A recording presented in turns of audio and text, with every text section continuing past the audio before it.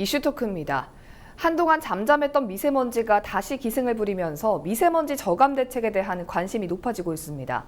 부산시는 2019년도 2차 추경 예산안에서 미세먼지 부문에 500여억 원을 배정하는 등 미세먼지 저감을 위한 계획을 마련했지만 아직도 미흡하다는 지적이 일고 있는데요.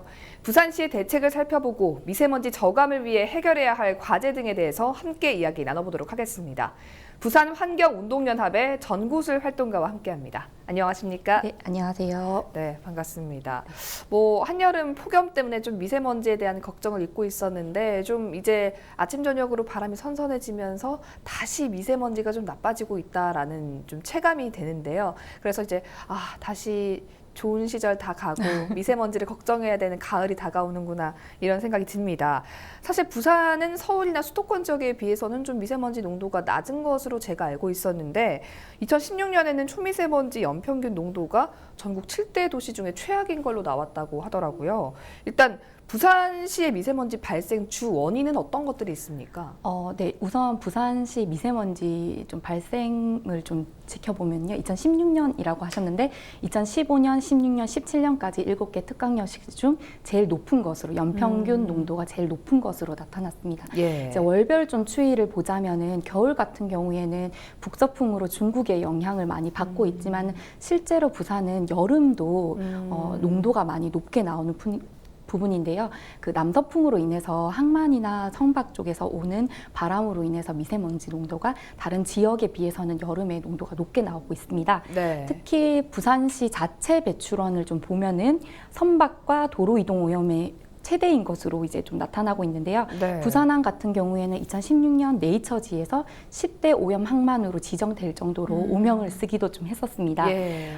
실제로 이제 선박 및 항만의 기여도를 저희가 이제 40에서 60% 정도로 보고 있고 좀 다른 지역보다 여름철이 높은 원인으로 좀 지목이 되어 왔는데요. 네. 특히 2018년 부산시 초미세먼지 농도를 좀 비교를 했을 때 도심 지역은 23 마이크로그램 퍼 세제곱미터인데 항만 지역 같은 경우에는 26 마이크로그램 퍼 세제곱미터로 도심 지역보다 농도가 좀 높은 것으로 나왔습니다. 항만 미세먼지에는 선박, 하역 장비, 그다음에 항만 출입 화물차에 발생하고 있는데요. 선박 같은 경우에는 우리나라 전체 미세먼지의 9.9%에 달하고 있고 네. 2018년도 자료를 좀 살펴보면은 선박이 부산시에서는 37.7%에 해당할 정도로 많은 양이 나오고 있습니다. 네. 일단은 보통 이제 우리가 봄, 가을, 겨울이 좀 미세먼지 농도가 높다라고 알고 있는데 부산시는 좀 예외적으로 여름에도 높은 편이군요. 네. 사실 부산시 하면 동서간의 환경이 좀 많이 다른 것으로 알고 있는데 동부산과 서부산이 미세먼지 농도에도 좀 차이가 있는 편인가요? 네, 차이가 있고요. 앞서 설명드렸듯이 항만의 영향을 받는 부분도 있고 올해 발표 자료에 살펴보면 사상구나 사하구가 조금 많이 높게 나왔는데요. 네. 이는 이제 공단의 영향으로 좀 볼 수 있습니다. 예, 항만 미세먼지에 대한 대책이 좀 필요하다라는 이야기가 이제 꾸준히 나오고 있는데요. 지난 4월에 항만 대기질법이 제정됐습니다. 미세먼지 저감을 위해서 마련된 법안에는 어떤 것들이 좀 있습니까? 네, 3월 13일 미세먼지와 관련된 8개의 법률이 이제 본회에서 바로 통과가 되었고요. 그 중에서 아까 말씀하셨던 항만 지역 등 대기질 개선에 관한 특별법, 그다음에 재난 및 안전관리 기본법, 대기관리 권역의 대기환경 개선에 관한 특별법 등이 국회에 통과가 되었습니다. 이제 해수부에서 이번 항만 지역 등 대기질 개선에 관한 특별법 항만 대기질 법에서 이제 시행령과 시행 규칙을 지금 마련해서 8월 20일부터 9월 30일까지 40일간 입법 예고를 했는데요. 네. 그 내용을 조금 살펴보면은요. 배출 규제 해역에서 선박 연료를 기준을 좀 정해서 0.1%로 강화를 하고 저속 운항 해역에서 속도를 기준을 좀 줍니다. 그래서 천천히 들어왔을 때 20% 속도를 저감을 했을 때 미세먼지를 한 49% 정도 저감을 할 수 있다고 하기 때문에 그렇게 저속 운항 해역을 좀 지정을 하고 그다음에 배출 규제 해역이 지정이 되었을 때 아까 말씀드렸던 그런 황합류 기준을 0.1%로 떨어뜨릴 수 있고 또 이번에 부산과 인천이 전국 5대 항만과 주요 항로로 대기질 개선을 위해 규제가 강화되는 항만 대기질 관리 규역으로 지정이 됩니다. 예, 사실은 항만이 이렇게까지 대기질을 나쁘게 하는 원인이었다라는 것을 잘 모르는 분들도 많을 거라는 생각이 드는데요. 그런 좀 실질적인 법안이 나와서 다행입니다. 일단 부산시에서도 정부의 움직임에 발맞춰서 지난해 11월이었죠. 이 미세먼지 저감 종합 대책을 발표했습니다. 어떤 내용입니까? 네, 그 부산시 그 오구돈 시장이 11월에 종합 대책을 발표를 했는데요. 주요 골자는 초미세먼지를 30% 줄이겠다라는 부분이었고 11월에는 조금 시민 체감형을 추가적으로 보태서 발표를 했었습니다. 그 내용은 이제 미세먼지 제로존 만들기, 그다음에 대중교통 실내 공기질 개선, 그다음에 지하도상가 공기 개선, 그다음에 고농도 미세먼지 발생 시 재난에 준한 대응을 하겠다. 그리고 꼼꼼한 대기질 관리와 신속한 전파로 시민 건강을 보호하는 등 이제 시민 건강 시민 체감형으로 이제 보완을 해서 6대 전략 17개 과제로 좀 구성이 되어 있는데요. 그 내용들을 조금 살펴보면은 미세먼지가 지금 부산에서 가장 많이 발생했던 원인 중에 하나가 항만 쪽이라고 말씀을 드렸는데요. 좀 해수부랑 환경부랑 협의를 통해서 협력 체계를 구축을 해서 배출 규제 해역을 지정하는 것을 조기로 지정할 수 있도록 건의를 하겠다라는 내용이 포함되어 있고요. 실제로 지금 육상 전력 공급을 4개를 설치를 진행을 하고 있는데 이런 부분은 사실 항만공사에서 좀 하고 있는 부분입니다. 그런데 부산시에서 하고 있다라고 이제 좀 얘기를 하고 있는 상황이고요. 그리고 항만에서 사용하는 하역 장비 야드 트랙터 같은 경우에 LNG로 전환을 하겠다라는 내용인데 이것 또한 사실은 항만공사 미세먼지 저감 사업입니다. 그래서 좀 부산시가 예산을 조금 투입해서 하겠다는 건 2021년까지 강공선 7척을 연료 전환을 추진하겠다 내용이고요. 또 그와 더불어서 전기 자동차나 수소 자동차에 대한 지원을 하겠다라는 부분도 포함이 되어 있는데 이걸 조금 저희가 유심히 좀 지켜봐야 되는 게 타시 같은 경우에는 경유차에서 나오는 그 미세먼지를 줄이기 위해서 노후 경유차를 조기 폐차를 지원을 했는데 그 조기 폐차를 하고 다시 경유차를 사는 사태가 있었습니다. 그래서 좀 저희가 이거를 지원금만 주고 끝내는 것이 아니라 좀 추적 관리를 할 필요까지 있는 것을 시사하는 바입니다. 네, 금방 말씀하신 것처럼 부산시 차원에서 대책을 좀 많이 내놓고 있긴 하지만 사실은 들어보면은 이제 부산 항만공사에서 진행을 하는 것들이 좀 많이 있고 부산시 차원의 좀 독특한 그런 미세먼지 저감 대책이 있느냐 하는 생각이 좀 드는데요. 일단 공장의 대기오염 물질 측정이 수년 동안 조작된 사실이 좀 지난달 감사원을 통해 드러나면서 배출원 관리체계 허점도 좀 문제가 되고 있는 그런 상황인데요. 이런 사항에 대해서 어떤 입장을 좀 갖고 계십니까? 네, 저희가 이거 관련해서 이제 뭐 기자회견이나 그런 부산시 면담 그 환경정책과와 면담도 진행을 했었는데요. 감사원이 대기 분야 측정 대행 업체 관리 실태 감사 보고서를 7월 3일 날 공개를 했습니다. 그래서 전국적으로 40개 측정 대행 업체를 점검한 결과 2017년부터 올해까지 15개 지자체가 감독하는 39개 그 측정 대행 업체가 대기 측정 기록부를 82,907건을 허위로 작성한 것으로 드러났는데요. 좀 더 주목해야 할 부분은 부산입니다. 이제 2018년 이후 작성된 허위 대기 측정 기록부 중 부산은 325개 작업장에서 6,208건이 발행이 되어서 무려 30.6%에 이르는 수치로 허위 그 기록으로 작성이 되었습니다. 사실 6월 말에 부산시에서 미세먼지 배출원별 배출량 상세조사 보고서에 따르면은 배출량 중 산업시설에 해당하는 부분 중에서 4종, 5종 업장도 생각보다 기여율이 높은 것으로 밝혔고 부산시에서도 이를 감축하겠다라고 하고 감축을 해오고 있다라고 이렇게 발표를 했는데 실제로 부산시는 그동안 굉장히 수박 겉핥기식으로 이거를 대행업체를 이제 관리 감독을 했고 실제로 이게 문제가 되는 부분이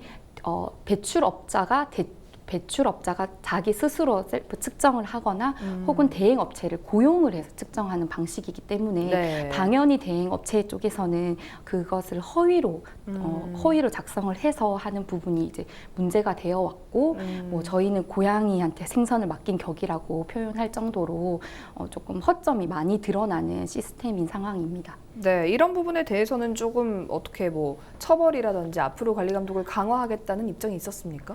네, 지금 13개 업체 중 3개 업체가 발각이 되었고 그중에서 뭐 부산시가 따로 1개 업체를 발각을 해서 행정처분을 내리겠다라고는 했는데요. 사실은 배출업체에게 행정처분을 내리는 게 아니라 네. 대행업체에게 행정처분을 내리는 부분이고 이 부분도 솜방망이 처벌로 이제 일관되고 있기 때문에 이런 일들이 계속 자행이 되고 있습니다. 그래서 네. 저희 같은 경우에는 이런 셀프 측정이나 이런 걸 전면적으로 개선을 해야 되고 환경부에서는 중간 3자 기간을 넣어서 하겠다는 부분이 있는데 처음부터 점검을 좀 해서 좀 체계적인 관리를 하고 부산시도 그냥 이제 자료만 보는 게 아니라 네. 직접적인 관리 체계를 조금 구축을 하고 그러려면 좀 인원수가 보강이 돼야 되는 부분이 이제 필연적으로 전제되어야 할 것 같습니다. 네, 뭐 부산시에서는 2019년 2차 추경 예산안에 이 미세먼지 저감을 위해서 좀 상당 부분이 편성이 됐습니다. 그렇지만 좀 일각에서는 예산의 문제가 아니라 본질적인 해결을 위한 부산시의 대처가 좀 미흡하다라는 의견을 제시하고 있는데요. 이 부분에 대해서 어떻게 보십니까? 네, 부산시가 재난으로부터 시민의 안전을 지키고 선제적 경기 대응을 통해서 민생 경제를 지원하기 위해서 추경 예산을 3,108억 원 규모로 추가 경정 예산을 시의회에 제출을 해놓은 상황입니다. 근데 이제 거기에서 시민 안전을 위한 예산 824억 원 중 미세먼지 대책이 557억 원으로 약 67.5%로 가장 눈에 띄고 있는데요. 좀 그 주요 내용을 살펴보면은 미세먼지 마스크 보급, 저소득층에 대해서 미세먼지 마스크 보급, 네. 그다음에 초미세먼지 자동 측량 시스템 측정망 구축, 그다음에 뭐 아동시설 공기청정기 설치 등이 좀 있고, 그다음에 전기 자동차, 그다음에 수소 자동차 보조 금액이 좀 포함이 되어 있습니다. 네. 하지만 사실 이제 마스크나 청정기 같은 경우에는 미세먼지를 근본적으로 줄일 수 있는 대책은 아닌 것은 이제 많이 지적되어 온 상황이기 때문에 네, 다들 아신데요. 수소 자동차와 전기 자동차 같은 경우에도 좀 지켜봐야 될 부분이 있습니다. 사실은 지금 수소 자동차 같은 경우에는 수소 경제로 우리가 앞으로 나가자고 하고 있지만은 네. 인프라가 제대로 구축이 되어 있지 않은 상황입니다. 맞습니다. 네, 그런 부분 때문에 이런 정책과 함께 인프라가 구축이 되었을 때 수소 자동차 보조금이 지원이 되면 더 빛을 발할 수 있는데 그런 부분이 좀 부족한 실정이고요. 전기 자동차 같은 경우에도 전기를 생산을 하는 게 원전으로부터 오는 전기일 수 있기 때문에 네. 저희는 이제 재생에너지와 관련된 부분도 함께 이런 정책이 발맞춰 나가야 되는 부분이 있어서 좀 이런 미세먼지 정책을 좀 장기적으로 네. 바라보고 네, 그런 예산을 편성을 하고 투자를 하는 부분이 필요하다고 봅니다. 사실 부산시만 그런 게 아니라 정부 뭐 그리고 다 각 지자체에서 막대한 예산을 들여서 이제 미세먼지 대응책을 마련하고 있는 그런 상황입니다. 규모 측면에서 좀 차이는 아무래도 있겠지만 정부에서 제시한 대응책 그리고 부산시 자체에서 제시한 대응책을 좀 비교해 볼 때 실효성에 대한 부분을 어떻게 평가를 좀 해볼 수 있을까요? 네, 정부에서는 최근에 이제 미세먼지 문제 때문에 특단의 조치, 특단의 조직으로 인해서 정말 다양한 정책과 법과 그리고 조직들을 내놓고 있는데요. 네. 근데 오히려 이런 부분이 더 본질을 흐리고 혼란을 가중시킨다라는 지적이 좀 있습니다. 기존의 뭐 대기환경보전법이나 뭐 미세먼지 특별법이나 이런 법안이 주로 지금 계속 나오고 있고 예. 거기에 맞춰서 정책이 나와야 되는데 또 다른 새로운 정책이 만들어져서 나와서 굉장히 보여주기식이라는 부분이 조금 지적이 되고 있고 네. 이런 미세먼지 관련된 조직도 한둘이 지금 아닌 상황입니다. 그래서 국무총리 산하 미세먼지 특별대책위원회를 비롯해서 수도권 대기환경관리위원회, 그다음에 국가미세먼지정보센터, 국가대기질통합관리센터, 뭐 장거리 이동 대기오염물질대책위원회 등 최근에는 국가 대통령 직속 국가기후환경회의까지 생기면서 네. 굉장히 많은 조직들이 생겨서 이것들이 오히려 더 혼란을 가중을 하고 있다라는 지적이 있어서요. 좀 체계적이고 통합적인 관리 또한 필요하다라는 부분을 좀 봐야 될 것 같습니다. 그리고 부산 같은 경우에는 오히려 너무 소극적인 부분이 예. 있는데요. 예를 들면 앞서 말씀드렸듯이 항만이나 이런 부분은 부산시의 소관이 아니라는 이유로 네. 항만공사나 해양수산부에서 이런 법을 마련했을 때 그러면 우리는 거기에 그냥 요청을 하겠다, 강력하게 뭐 건의를 하겠다 정도지 네. 거기에 관련된 뭐 지원이나 이런 부분이 굉장히 부족한 부분이 있고요. 네. 다른 부분에서도 다른 지역에서 무언가를 발표를 하면 뒤따라서 이렇게 좀 조례나 이런 부분도 지금 뒤늦게 이렇게 하고 있는 부분이 조금 많이 발빠른 대응이 없다는 부분이 많이 아쉬운 부분이 있습니다. 예. 이제 다시 이제 초미세먼지가 기승을 부리면서 실내 환기를 대체 어떻게 하는 것이 가장 적당한가 이런 것들에 대한 고민이 많으실 것 같은데 미세먼지가 발생했을 때 환기를 뭐 안 하는 것이 좋다, 하는 것이 좋다 이렇게 여러 가지 이야기가 나오고 있는데 어떤 게 좋은가요? 네, 일단은 미세먼지가 고농도일 때 다들 환기를 안 하는 게 좋다라고 생각을 하시는데요. 그건 네. 잘못된 생각이시고요. 왜냐하면 아무리 공기청정기를 돌린다고 해서 공기청정기는 내부에 가지고 있는 이산화탄소를 없앨 수는 없기 때문에 네. 반드시 하루에 3번 30분 이상씩 환기를 하는 것을 권고하고는 있습니다. 네. 하지만 너무 고농도일 경우에는 그 환기 시간을 좀 줄이는 방향으로 해서라도 꼭 그래도 환기는 좀 해주셔야 되는 부분이 있고요. 네. 그리고 현재 지금 공기청정기뿐만 아니라 지금 아파트나 지금 학교 시설 같은 경우에는 실내 공기 정화 장치가 설치가 된 곳들이 네. 있습니다. 그것들을 좀 적극적으로 활용하는 방안도 있을 수 있겠습니다. 네, 미세먼지 문제 사실 근본적인 해결을 하기는 참 어렵겠지만 그래도 근본적인 해결을 하기 위해서 좀 어떤 방안들이 우선적으로 마련되면 좋을까요? 네, 지난 2월 15일 미세먼지 저감 및 관리에 관한 특별법이 이제 시행령과 함께 발효가 되었습니다. 또 서울시는 사실 발빠르게 2월 15일에 같이 조례를 발표를 해서 네. 이 부분을 적용을 했는데요. 부산 같은 경우에는 6월 5일 날 조례를 이제 입법 예고를 했고 6월 25일까지 의견을 받고 이제 8월 27일 날 그 국회 시의회 임시의회를 통해서 통과가 되면은 9월 18일 조례를 공포할 예정이라고 합니다. 네. 그래서 좀 서울 같은 경우 미특법 발효와 함께 그 조례가 공포되어서 부산이 늦은 점이 없지 않아 있는데요. 부산 특히나 또 조례 내용을 살펴보면은 고농도의 경우 경유차 운행 제한에만 좀 초점이 맞춰진 부분이 있어서 네. 부산 지역 특성에 맞는 미세먼지 저감 조치가 무엇보다도 좀 필요한 부분이 있습니다. 그리고 이제 이런 미세먼지 대재난을 해결하기 위해서는요, 앞서 말씀드렸던 항만공사, 해양수산부, 그다음에 경유차를 관리하는 국토해양부, 환경부 모든 그런 부처가 칸막이를 낮추고 서로 협력을 하고 긴밀하게 그런 의사소통을 하고 소통을 할 수 있는 것들이 무엇보다도 저희는 필요하다고 보고요. 그다음에 최근에 저희가 부산, 울산, 경남을 권역별로 동남대기환경청을 신설을 해서 권역별로 관리를 하는 것이 필요하다고 해서 그런 움직임들이 있는데 그렇게 조금 권역별로 관리를 할 수 있는 시스템을 빨리 구축을 해서 관리할 수 있는 것이 필요할 것 같습니다. 네, 저도 그런 생각을 할 때가 있거든요. 이제 뭐 부산시 차원에서 이렇게 해라 하는 거 말고 제가 좀 자발적으로 일상생활에서 미세먼지를 줄이기 위해서 어떤 것들을 할 수 있을까 고민하시는 시청자분들도 계실 것 같은데 좀 팁을 주시자면 어떤 게 있을까요? 네, 환경을 생각을 하시면 됩니다. 사실은 미세먼지가 발생하는 건 인간에 의해서 이제 인간들이 입는 옷이나 뭐 여러 가지 제품을 만들기 위한 공장들이 돌아가고 그 공장에서 나오는 대기오염 물질 그리고 우리가 쓰는 연료들을 석탄화력 발전소나 이런 데서 나오는 대기오염 물질이 미세먼지를 대다수 차지하기 때문에 저희가 좀 추천드리는 방법은 항상 텀블러를 좀 사용을 하시고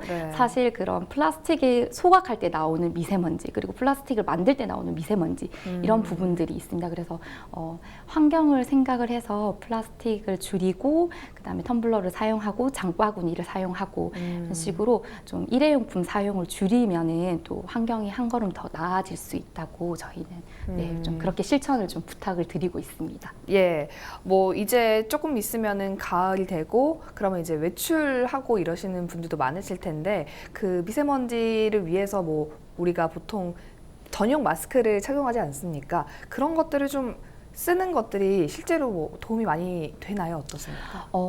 사실은 이제 도움이 된다라고 얘기가 계속 되어 왔는데 일각에서는 이제 오히려 문제가 될 수 있다. 건강한 성인도 마스크를 오래 쓰고 있으면은 숨쉬기가 곤란한데 노약자나 어린아이 같은 경우에는 제대로 숨을 쉴 수가 없기 때문에 마스크를 착용하는 게 오히려 건강상 더 위해스럽다라는 의견도 좀 있습니다. 그래서 네. 좀 고농도일 때는 웬만하면 밖을 나가시는 것을 자제하시고 마스크 사용을 정말 피치 못할 사정 아니면 네. 좀 사용을 저희는 자제할 수 있거나 네, 꼭 필요하신 분들은 네, 오래 사용하시지 않는 것으로 권고를 해드리고 있습니다. 네, 오늘 미세먼지 저감 대책에 대해서 이야기 나눠봤는데요. 함께 해주셔서 진심으로 고맙습니다.